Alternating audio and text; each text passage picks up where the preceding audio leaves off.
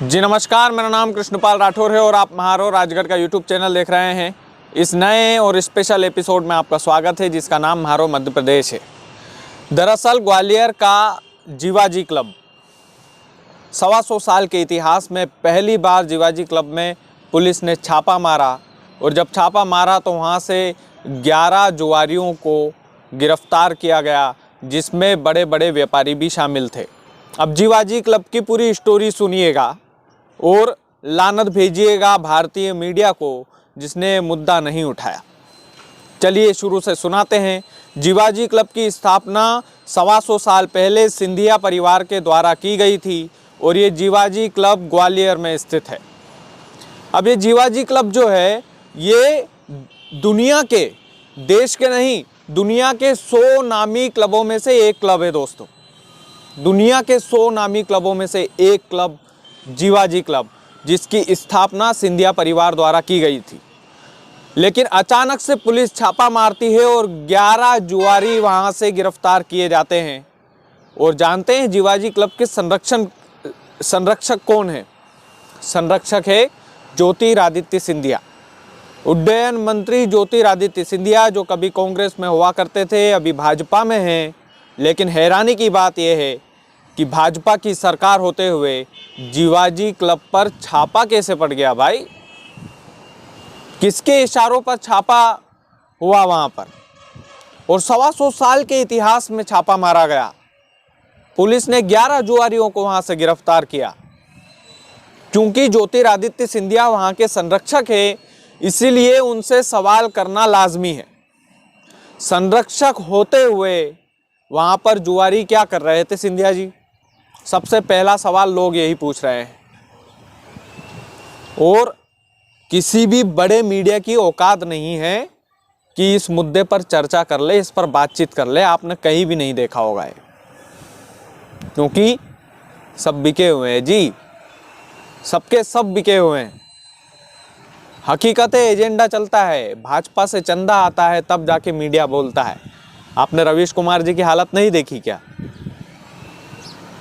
NDTV में इतने लंबे सफर के बाद उनको निकाल दिया गया। क्यों? क्योंकि वे सरकार की कमियां गिनवाते थे। खैर, जीवाजी क्लब जो मैं बार बार बता रहा हूं कि 125 साल के इतिहास में पहली बार वहां पर पुलिस ने छापा मारा। और वहां पर ऐसा नहीं है, ज्योतिरादित्य सिंधिया खुद वहां आते जाते रहते थे, उनके बेटे भी आते जाते रहते थे और उनके संरक्षक के तौर पर वहाँ पर ड्यूटी थी। खुद संरक्षण कर रहे हैं ज्योतिरादित्य सिंधिया जीवाजी क्लब का। ऐसे में बड़ा सवाल यही उठता है कि क्या ज्योतिरादित्य सिंधिया अवैध सट्टे का व्यापार करवाते हैं? हालांकि उनके पास खूब धन है, खूब पैसा है, मेरे हिसाब से तो वो ऐसा नहीं करवा सकते।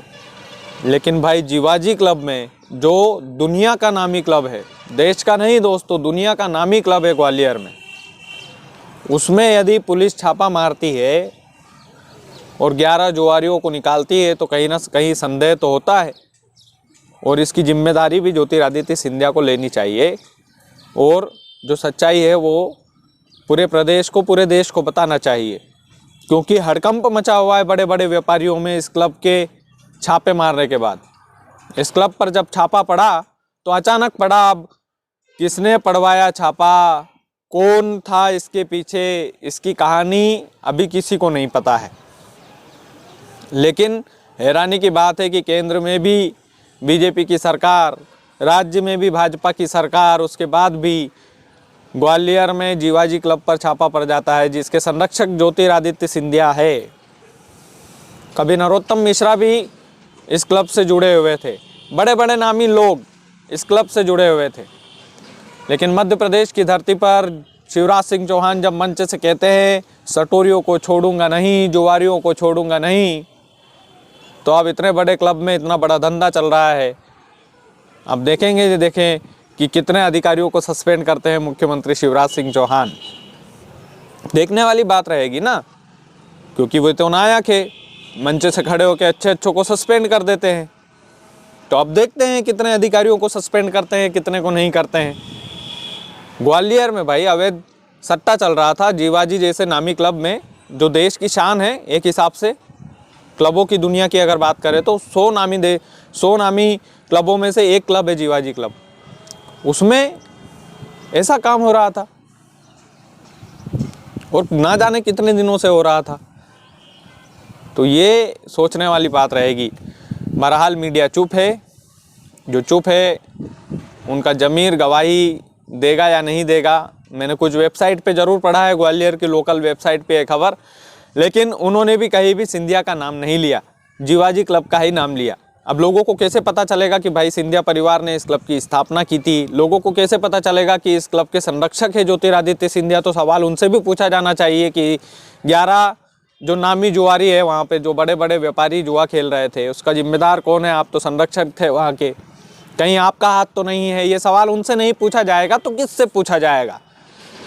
बहरहाल इस एपिसोड को प्यार दीजिएगा, बहुत हिम्मत चाहिए सच बोलने के लिए।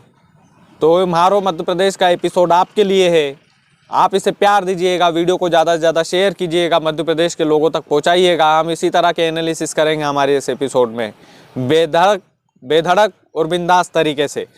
तो चैनल को सब्सक्राइब कर लीजिएगा, आपका अपना चैनल है, बहुत मेहनत लगती है, बहुत हिम्मत लगती है इस तरह के खुलासे करने में, इस तरह का बोलने में। बहरहाल सवाल तो ज्योतिरादित्य सिंधिया के ऊपर ही रहेगा कि क्या सिंधिया अवैध सट्टे का धंधा चलाते हैं। बहुत बहुत धन्यवाद।